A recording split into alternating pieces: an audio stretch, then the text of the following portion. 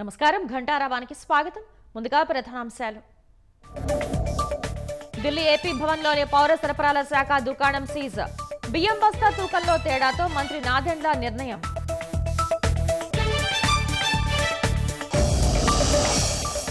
పవన్ పర్యటన వల్ల విద్యార్థులకు ఎలాంటి ఇబ్బంది తలెత్తలేదు.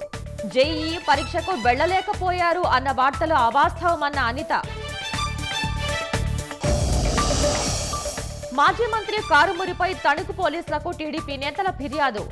అనుచిత వ్యాఖ్యలపై వెంటనే అరెస్ట్ చేయాలని డిమాండ్.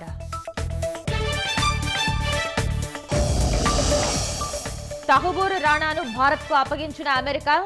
ముంబై దాడిలో పాకిస్తాన్ హస్తం వెల్లడయ్యే అవకాశం.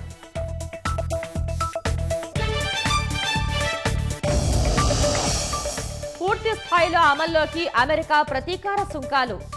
వాణిజ్య ఒప్పందానికి దేశాలు తహతహలాడుతున్నాయన్న ట్రంప్.